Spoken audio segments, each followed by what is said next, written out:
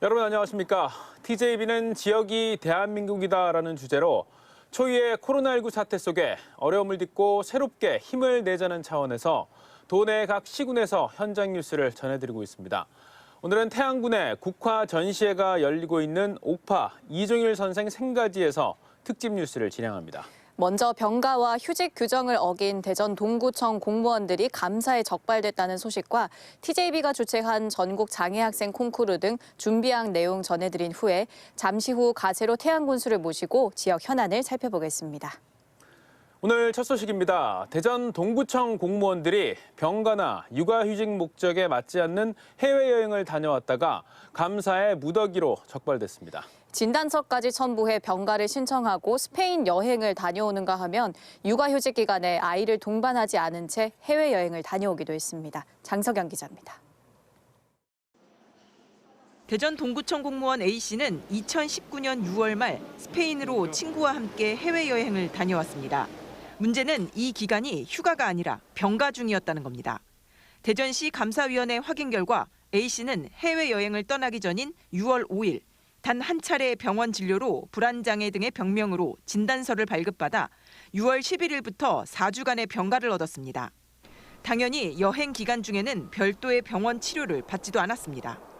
A씨는 감사 과정에서 병가를 얻어 집에서 휴식을 취하다 친구와 갑자기 스페인 여행을 떠났다고 했는데 항공권 발행일 확인 결과 여행 2달 전인 4월 초 예약한 사실도 드러났습니다. 결국 해외여행을 위해 병가를 낸 셈이 된 겁니다.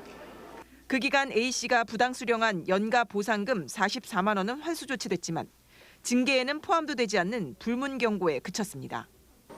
또 다른 공무원 B씨는 2018년 말부터 1년 동안 육아휴직을 내놓고 휴직 대상 자녀를 동반하지 않은 채 9일 일정과 8일 일정으로 2차례에 걸쳐 해외여행을 다녀왔다 적발됐습니다. B씨처럼 휴직 목적에 맞지 않게 해외 체류를 한 직원은 모두 10명. 감사팀이 2018년 10월부터 올해 5월까지 휴직자 244명을 조사한 결과입니다. 병가 중에 이렇게 하는 줄을 모르고 그걸 인지를 못하고 이제 갔는데 좀 유감스럽게 생각을 하고 있습니다.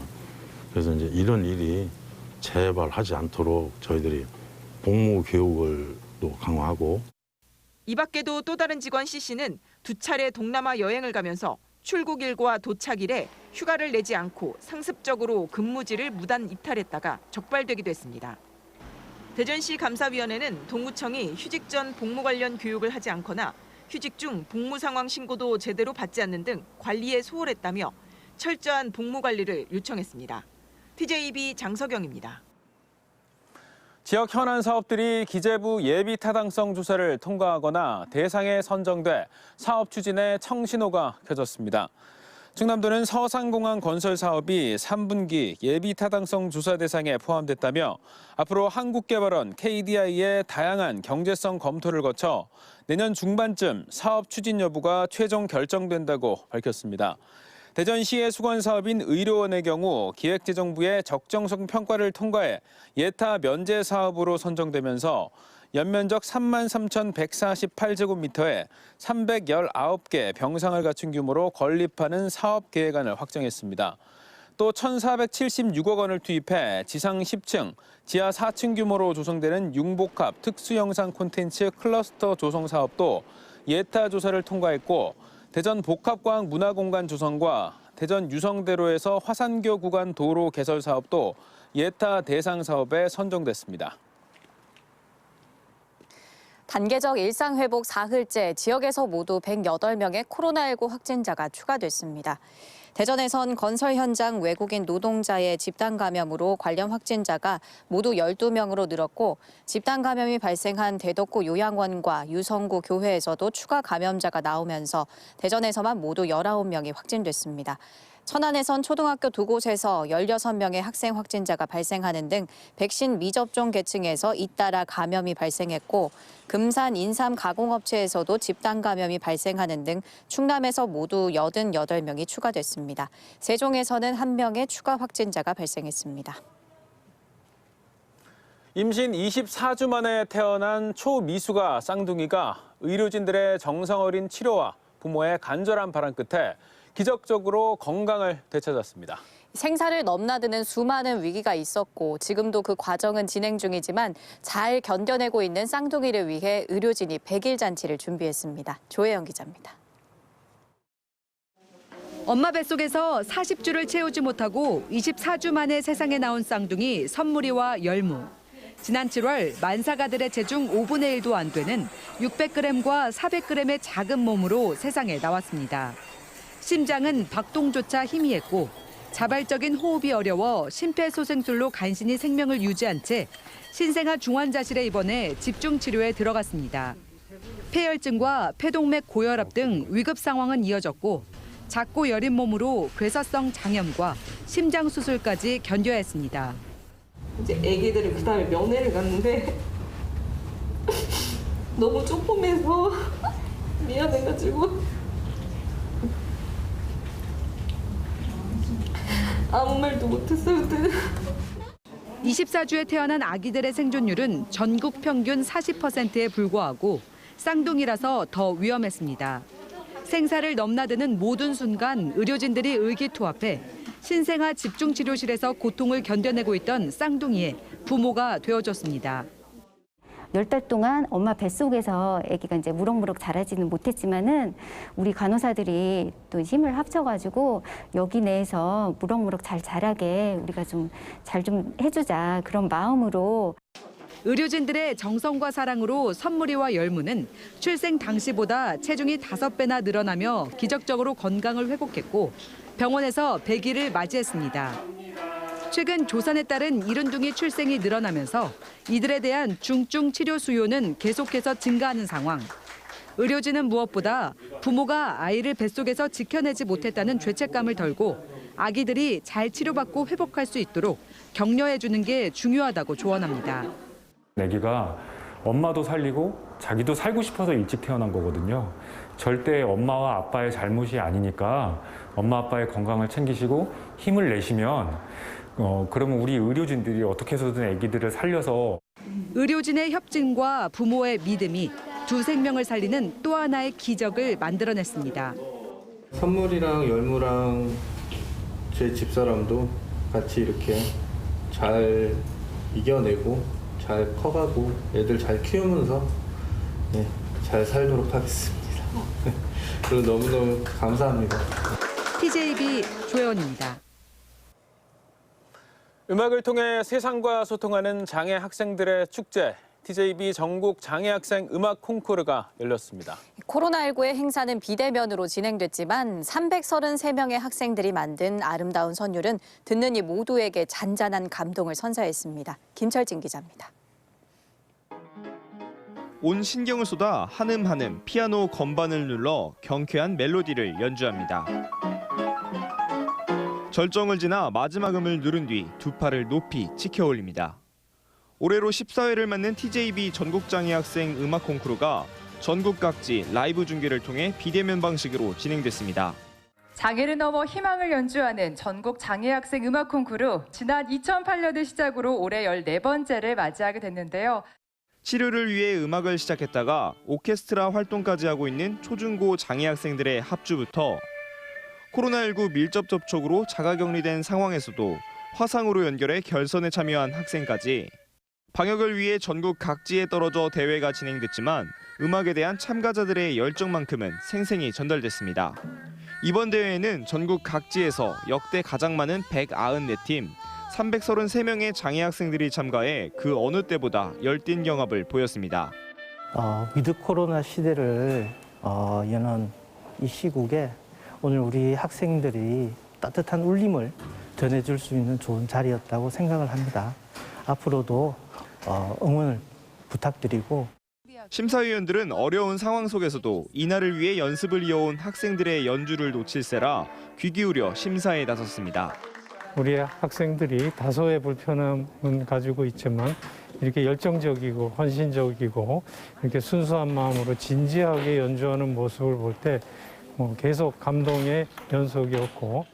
333명의 장애 학생들이 만들어낸 감미로운 선율. 순위를 떠나 세상과 소통하며 희망을 나눈 아름다운 소리였습니다. TJB 김철진입니다.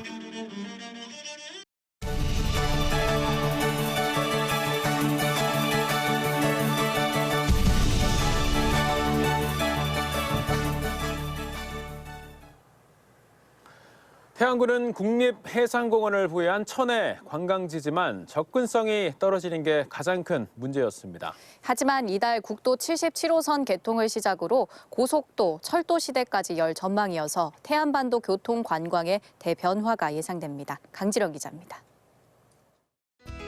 서해독도 경렬비열도와 괭이 갈매기의 고향 난도, 리아스식 해안을 따라 아름다운 섬과 쪽빈 물결이 어우러집니다.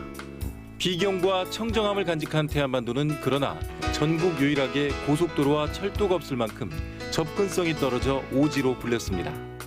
오지였던 태안의 교통과 관광지도가 다시 그려지게 됐습니다. 이달 말 대천해수욕장을 잇는 국도 77호선 개통을 신호탄으로 태안반도의 남북 바닷길이 활짝 열리는 겁니다. 대천항에서 해저터널로 원산도를 연결하고 다시 해상 교량을 거쳐 안면도에 이르는 구간이 완공됩니다. 서해 관광의 핵심 축인 대천해수욕장과 안면도가 1시간 30분에서 10분 거리로 이웃하며 윈윈 할 수 있게 됐습니다. 또 서산 대산에서 태안 이원까지 불과 2km 바다를 사이로 끊긴 38호선도 교량으로 연결을 앞두고 있습니다. 남북의 바닷길이 열리면 수도권에서 서해대교를 지나 충남 서해안, 특히 태안반도를 관통해 보령, 호남까지 오갈 수 있게 되며 이 해안도로의 중심에 태안군이 우뚝 서게 되는 겁니다. 보령 터널이 완공되고 그다음에 이원 지역에 그 다리가 완공되면은 아주 좋은 그 관광 메리트를 가지고 있기 때문에 앞으로 관광 이군으로 건너갈 예상돼요. 또 세종 태안 고속도로의 마지막 퍼즐인 서산 태안 구간도 건설 예정이며 내포 신도시를 이어주는 서해 내포철도도 제4차 국가철도망 계획 검토 노선으로 올라 있습니다.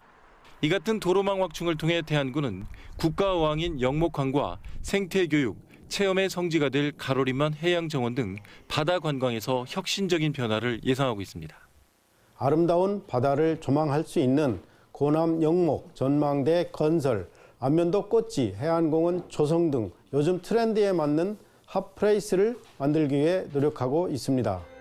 그저 스쳐가는 곳이었던 태안반도가 확 달라진 교통 인프라와 함께 관광 활성화의 새 전기가 마련될 것으로 기대됩니다. TJB 강진원입니다. 지금 이 자리에는 가세로 태안군수 나와 계십니다. 안녕하십니까, 군수님? 네. 네. 태안군수 가세로입니다. 네. 지금 이것도 지금 이제 국화꽃 향기가 지금 가득한데요. 오늘 지금 태안에서 열리고 있는 이 국화 전시회 어떤 행사인지 먼저 설명 부탁드리겠습니다. 네. 우선 먼저 추위가 채 가시기도 전에 국화를 키우기 위해서 수고를 많이 하신 분들에 대해서 고맙다는 말씀을 드립니다. 약 2억 송이의 국화를 키워서 이렇게 멋지게 국화 전시장을 만들어 놨습니다.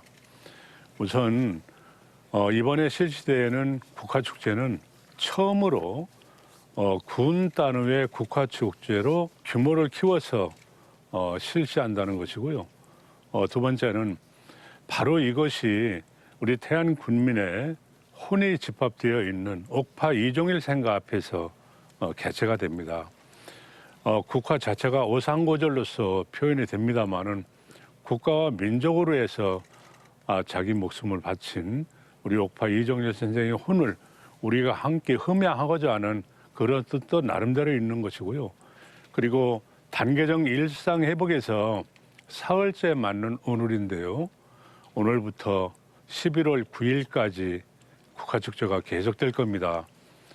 일상에 많이 찌들려 있는 많은 분들이 이곳에 와서 함께 힐링하면서 국화의 새로운 참 멋을 느낄 수 있는 그러한 시간이 되었으면 좋겠다는 말씀을 드립니다. 네, 이 태안 국화 전시에 많은 분들 찾아주셨으면 좋겠고요.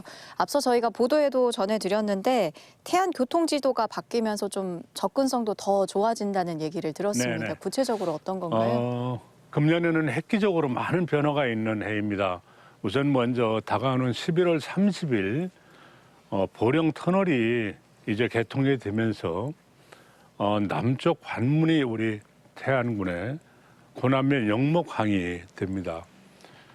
그리고 북쪽으로 만대항이 있는데 그것이 가로림만 교량을 연결하는 국도 38번이 승격됨으로 인해서 우리 가로림만 만대다리가 이제 국도의 승격과 함께 법적 근거가 마련된 그러한 한 해이고요.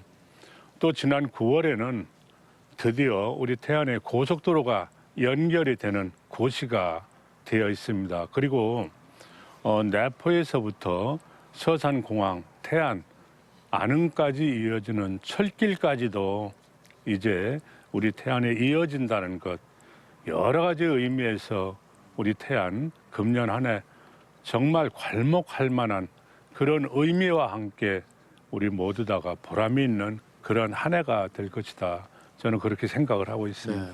군수님 말씀처럼 이제 고속도로도 뚫리고 또 철도도 연결이 되고 도로도 확장이 되고 그야말로 이제 접근성이 엄청나게 이제 좋아지는 것인데 그리고 이제 많은 관광객들이 더 이제 이쪽으로 태안으로 이제 몰려올 텐데 태안군 지금 어떻게 준비를 하고 계십니까? 네, 우선 1년에 1,200만 정도가 우리 태안을 찾아주고 계십니다. 앞으로 접근성이 뛰어나면은 약 한 3천만 명 정도도 오실 것이다. 그렇게 생각을 하고요. 우선 남쪽 관문인 영목항에 영목 전망대를 지금 만들고 있습니다. 올라가서 보면은 참 절경입니다. 동서남북 모두 다가 바다가 보이는 아주 유일한 전망대이고 대한민국에서 가장 아름다운 전망대라고 그렇게 교수님들이나 전문가들은 평을 하고 있습니다. 그리고 가장 명소 중에 하나인 꽃지 전면구가 전부 다 정비가 다시 되면서 새로운 모습을 보여주고 있고요. 말리포 해수욕장 그리고 천리포 수목원 북쪽으로 올라와서 신두사구 그리고 솔향객길 이런 것이 부분 최고의 관광 명소로 자리 잡을 수 있도록 정말 더 우리가 열심히 최선을 다해서 해야 되지 않을까 생각하고요. 네. 우선 가장 중요한 것은 우리가 위기를 기회로 활용을 하는 그러한 지혜로움 그리고 최선을 다해서 손님을 모시는 예. 그러한 최상의 서비스를 해야 되지 않을까 예. 저는 그렇게 생각을 하고 네, 있습니다. 군수님 네. 끝으로 가을 볼거리 짧게 부탁드리겠습니다. 네. 다가오는 11월 13일 가장 멋진 길 솔향객길 그리고 천연기념일 431호로 지정된 사구축제가 함께 열립니다. 전국에 계신 많은 분들께서 우리 태안에 찾아오셔서 정말 멋진 풍광 한번 다시 나눠주시고요. 그리고 먹거리 참 풍부한 곳이 우리 태안입니다. 대하, 꽃게, 전어, 굴 모든 것이 풍성한 우리 태안인데 태안에 오셔서 진면목을 한 번 더 느끼고 가셨으면 좋겠다는 그런 말씀 드리겠습니다. 잘 모시겠습니다. 네. 군수님 오늘 말씀 잘 들었습니다. 네, 감사합니다. 네, 다음 소식입니다. 한국은행 통합별관 건축공사 입찰 비리 의혹 수사와 관련해서 검찰이 정부 대전청사 조달청과 건설업체 등을 압수수색했습니다. 대전지검 형사 2부는 오늘 조달청 시설사업국 사무실에 수사관을 보내 공사 입찰 관련 공무원 PC와 서류 등을 확보하고 건설업체를 대상으로 압수수색을 실시했습니다. 이번 강제 수사는 2019년 감사원 감사 결과로 불거진 입찰 비리 의혹과 관련된 것으로 시민단체 등도 조달청 직원들이 특정 업체에 편향된 태도를 보였다며 검찰에 수사를 의뢰한 바 있습니다. 충남도와 충남역사문화연구원은 오늘 공주아트센터 고마에서 양승조 지사와 국내외 유교 전문가 등이 참석한 가운데 제5회 충청 유교 국제포럼을 개최했습니다. 양승조 지사는 코로나19 위기로부터 돌봄과 상생의 가치를 회복해 공동체의 지속 가능성 복원이 필요하다고 밝혔습니다.